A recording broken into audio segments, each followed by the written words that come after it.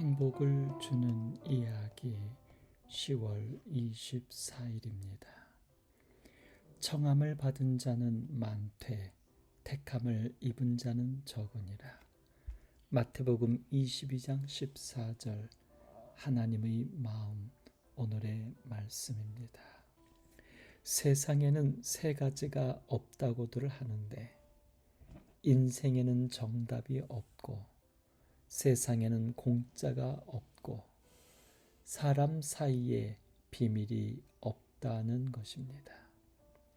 듣는 순간 맞아, 그렇지 라고 저절로 공감이 되지만 그런데 자세히 생각해 보면 그러면 안 되는 진리는 아닙니다. 인생에 정답이 없다면 너무 삶이 불쌍해지고 세상에 공짜가 없다면 너무 삶이 각박해지고 인간사의 비밀이 없다면 너무 무섭기만 합니다.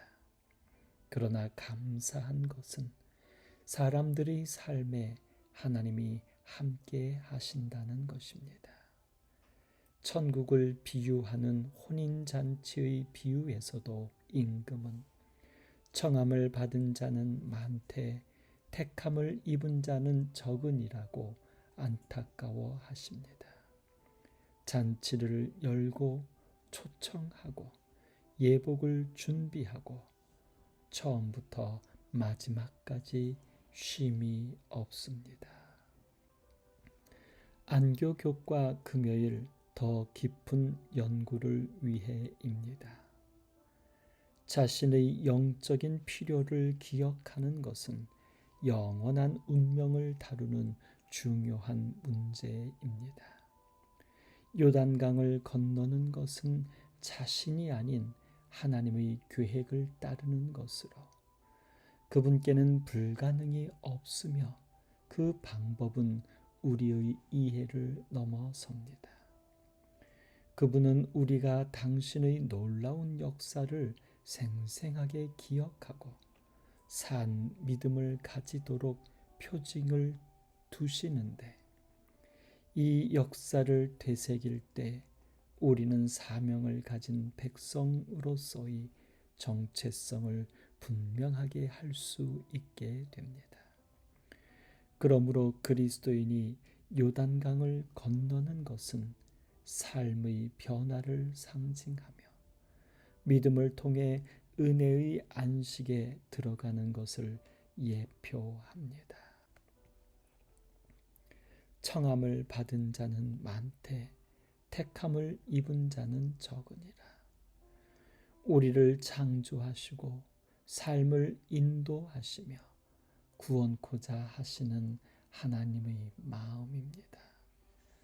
혼인잔치를 스스로 베풀고 오기를 싫어하는 자들에게 종들을 보내고 다시 내거리에서 선한 자나 악한 자나 모두 데려오시는 임금입니다.